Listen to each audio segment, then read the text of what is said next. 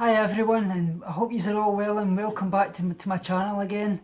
Today I was wanting to talk about what I've seen in social media recently. I actually saw a girl posting up about being desperately wanting to be skinny and have an eating disorder because she felt it would get her to a perfect skinny body. And to be honest, the girl was a great healthy weight and she looked brilliant. She didn't need to lose weight, but obviously this is the kind of thing that promotes the eating disorders, this Anna type blogs and things, and it gives the kind of stigma that eating disorders are a choice, which is, you well know, is or not. I've written down all these things, so please bear with me if you see me looking down, because I want to convey it in the best possible way, everything that my thoughts on it. I feel it's time we stop idolising eating disorders. Eating disorders are not about being skinny, and they're not about being able to eat whatever you like. Skinny is just a consequence of the eating disorder.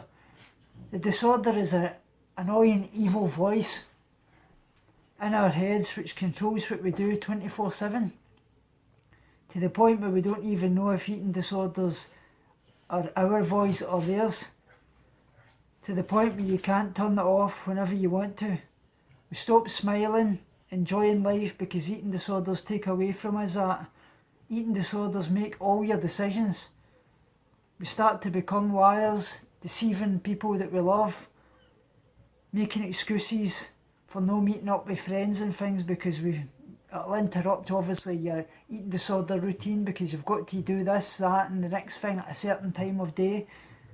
It becomes really exhausting, to the point where you don't want to go out in public and socialise because it's exhausting on you. Every move we do is exhausting and calculated.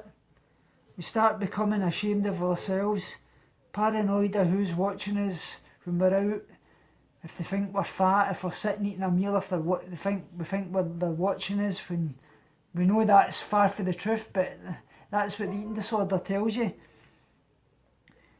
We see food as toxic, and it shouldn't be like that, because food is your medicine, and it's the only medicine that will cure you. And it's unlike it, people compare things like drug addicts and alcoholics to having an eating disorder.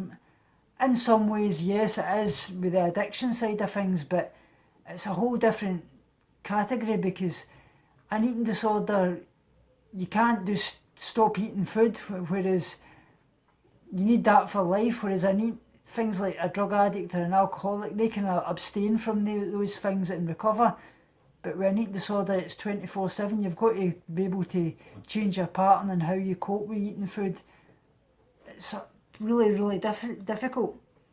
With eating disorders, it's either death or recovery. There is no in between. You'll always return. You always feel that your eating disorder tells you this voice, or you've got to keep your eating disorder, because you'll always return to your eating disorder body, so why even bother starting recovery? Whereas that's absolute lies. That's your eating disorder telling you these things. You've got to be able to shut that out and realise that that's its voice telling you this, and it's not what really will happen. You can recover. People who have an eating disorder will tell you they wouldn't wish this on their worst enemy, and that is the God's honest truth. It takes over your life to the point where you feel as if you're virtually possessed, as you have no freedom. So please don't, these people writing social media wishing you'd an eating disorder just so you can be skinny. It's like saying you wish you were dead, because virtually that is what you're doing. You're writing your own death warrant, because it can be as serious as that. If you do have a desire to have an eating disorder, which God Almighty, I really can't imagine anybody would, educate yourself on the illness and realise the implications it has. Heart disease, heart attacks, organ failure. It's the highest mortality rate of any mental illness, for a good reason. So please stop this. I just can't convey that enough. And also I want to touch on recovery and tips for recovery. Your recovery for an eating disorder is going strong. You're in the progress in terms of facing challenging foods, working diligently with your therapist, your dietitian, and finally you start seeing the amazing life that you'll have without inactive ED behaviours, obviously. Then a major stress hits you. Perhaps it's a family, loss of a family member, or loss of your job and break up a relationship.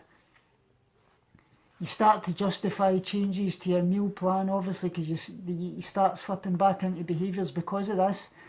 You start skipping your therapy appointments with your dietitian or your therapist. Your thoughts become more preoccupied with food and obviously your body image. Your ED voice becomes stronger, shouting at you, screaming at you, don't eat this, don't eat that.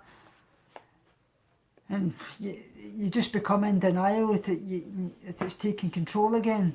Perhaps it ends in a wee slip of behaviours or a full-blown relapse. It's normal to feel triggered and to experience setbacks while in the process of recovery.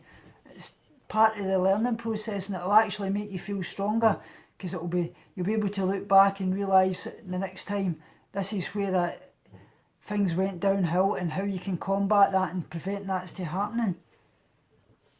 But it is important to practice self-compassion.